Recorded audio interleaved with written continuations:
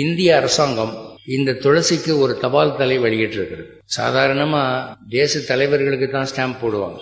துளசிக்கு இந்திய அரசாங்கம் ஒரு தபால் தலை வெளியிட்டிருக்கிறது. இந்த பெருமை வேற எதுக்கும் இல்லை. இத ஆங்கிலத்திலே பேசில் பிளான்ட் அப்படின்னு சொல்லுவாங்க. இதுக்கு ஒரு பொட்டானிக்கல் நேம் உண்டு, ஓசிமம் சாங்டம். ஓசிமம் சாங்டம்னா புனிதமான தாவரம்னு அர்த்தம். இந்த துளசிக்கு பிரெஞ்சில என்ன பேரு அப்படின்னா பிளான்ட் ராயல்.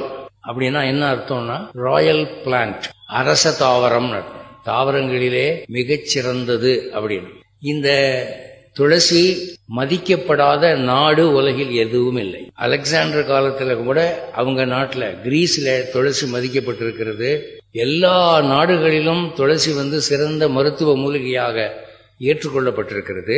இதுல பேய் பிசாசை ஓட்டக்கூடிய ஒரு தாவரமாக கிரேக்க நாட்டிலே துளசியை வைத்திருந்தார்கள்.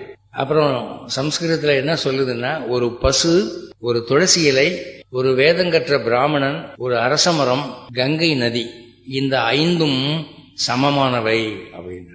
புனிதத்துவத்தில் இந்த 5ம் சமம். அதனால துளசி இலை கீழே கிடந்தா அதை மிதிச்சுட்டு போறாங்க பாருங்க, அவங்க பெரிய பாவத்தை சம்பாதித்துக் கொள்கிறார்கள். அது செய்யக்கூடாது.